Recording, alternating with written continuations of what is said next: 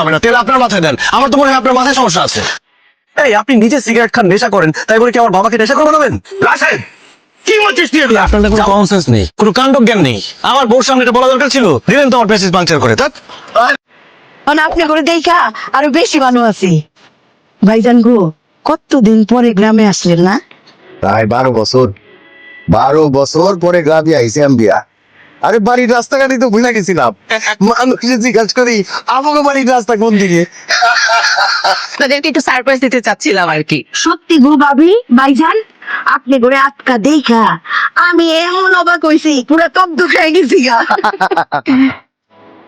ভাইজান ভাবি, বিদেশি মেহমান ওনারা কারা? আরে আম্বিয়া, তুমি চিনো নাই আমার ছেলে রাশেদ আর ওর বউ নাবিলা। নাবিলা, সালাম দাও রাশেদের চাচা চাচি। আসসালামু আলাইকুম। ওয়ালাইকুম আসসালাম। রাশেদ,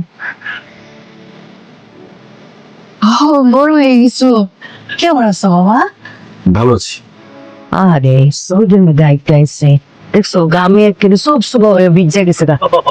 চাচি চাচি প্লিজ, আমার ডাস্ট অ্যালার্জি আছে। আপনার শাড়িতে মনে হয় ময়লা আছে, সমস্যা হবে। প্লিজ আপনার শাড়ি দিয়ে কখনো আমার মুখ মুছবেন না। ওরে রাশেদ, এটা তুই কি করবি?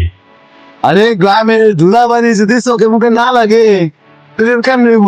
তাতে চোখে মুখে কিচ্ছু হয় না, বরং তোর ডাস্ট এলার্জি ধ্বংস হয়ে যাবে। কে তোর অনেক দিন পরে চাচা অনেক গরম লাগছে আমার, প্লিজ। Thank you.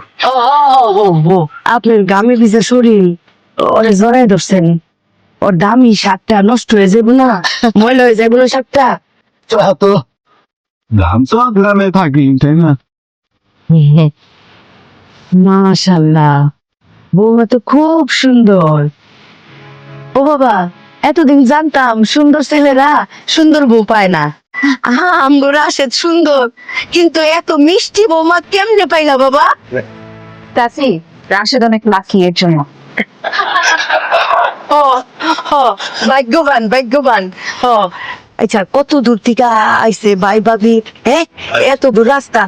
চলো মা, বাবা চলো চলো ভিতরে। মাথার আসলে তো যেটা বুঝতোই না। ও যদি কান্না শুরু করতো তাইলে কেউ এসে যদি করে নিত, ও কান্নার বাইরে দিত। যে তোমার সাথে আমার এসে করে নিত, বাস ঠান্ডা, কান্না বন্ধ। ঠিকই তো, আমি যে ওর মা, ও তো আমার হাতে ভাতও খাইতো না। আম্বিয়া যখন খাওয়াই দিত পেট ভরে ভাত খাইতো। আর জানো কি করতো? সারা রাত খালি কান্নাকাটি করতো। এই যে আম্বিয়া এসে ওর মাথার কাছে বসে ওর মাথায় হাত বুলাই দিত, আর ওর সাথে সাথে ঘুমাই যেত। কি রাশেদ বাবাজি, আসো বসো, তেল দিয়ে দিই তোমার মাথায়, আসো। আমার মাথায় তেল দিতে হবে না, তেল আপনার মাথায় দেন। আমার তো মনে হয় আপনার মাথায় সমস্যা আছে। নাবিলা, তুমি কার শাড়ি পরেছো? চাচিমার শাড়ি। চাচিমা বললো শাড়িটা পরতে, আমাকে সুন্দর লাগছে না? এসব সস্তা শাড়িতে কাউকে সুন্দর লাগে না।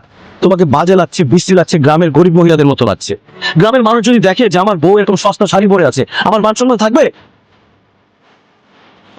যাও শাড়িটা পাল্টে আসো, যাও।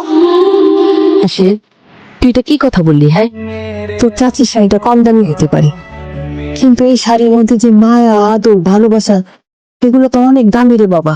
এগুলো তুই কই পাবি? বাবা, তুমি সিগারেট খাইতেছো? না মানে তোমার যে হার্টের সমস্যা, ডক্টর যে তোমাকে সিগারেট খেতে নিষেধ করেছে, সেটা ভুলে গেছো তুমি? তারপর তুমি কোন আক্কেলে এখান থেকে সিগারেট খাচ্ছ?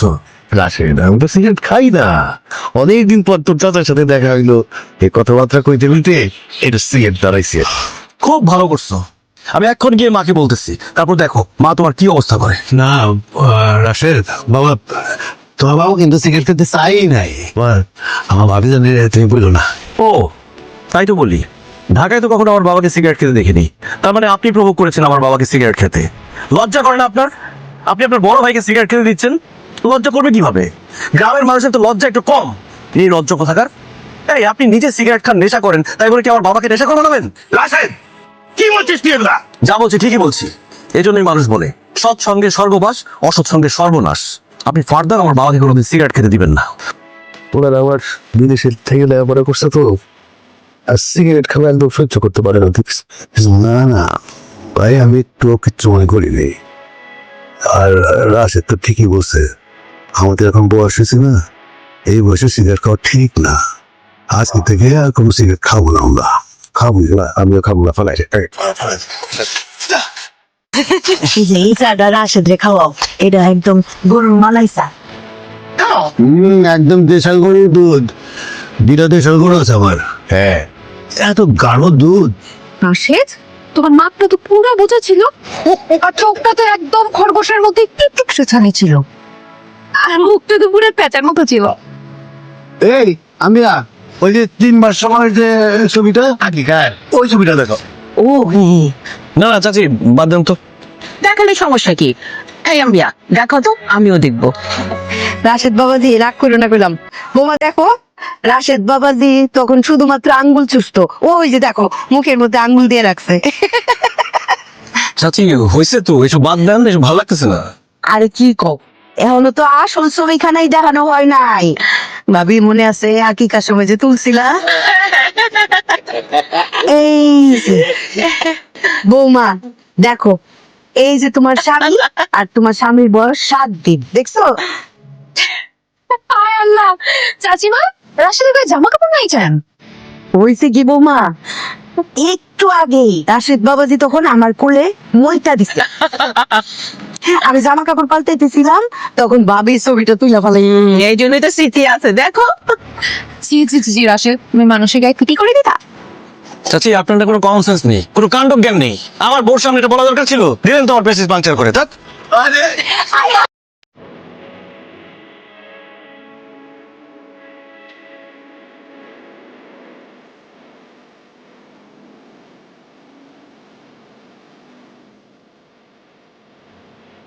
রে এসব বাড়ি ভিটা যা কিছু আছে কিছুদিন পর তো তুমি মালিক হইতা, অথচ দেখো এই ছোট লোকের বাচ্চারা তোমার আব্বারে রান্নারে ভুলাই আমারে সবকিছু হারাতে রেখে নিছে।